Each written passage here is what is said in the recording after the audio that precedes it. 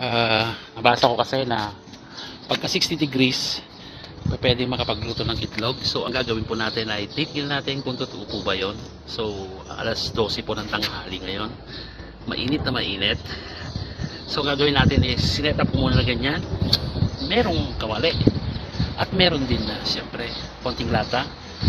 Antayin natin ng mga 1 minute, antayin natin ng mga 30 minutes. Tignan natin kung totoo nga ba. So standby lang, pero kailangan patayin ko to at baka naman yung cellphone kong pumutok.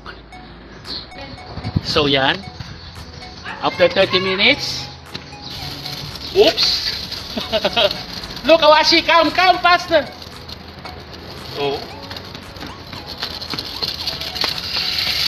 wow! See? No gas? No gas. I don't want egg. Yeah, but look, What? we can cook now without gas. Without gas. Only the Fire.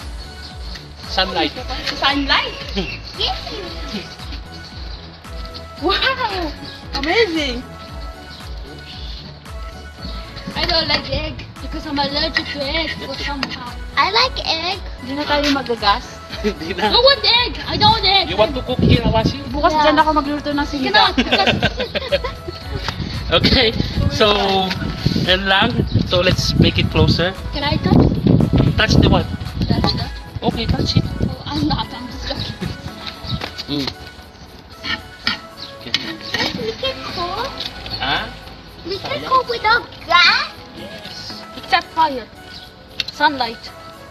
But night it cannot work. I want some. I don't want some. You want some? No. Yeah, I want. Okay, okay. Yun lang. That's all. One more? Sige, akin ha. Akin. I will go get it. Go get it. One more egg! One more egg!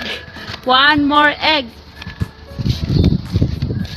Dati dapat ginagay mo lang sa ano eh, baka isipin nila may apoy yung ilalim. Wala. Walang apoy yung ilalim niya na. Yan. Yan. Oh, wala. Dramatic. Aray. Ang init. Ah. One more pasta! That's one! One only. Salted egg crazy! The one!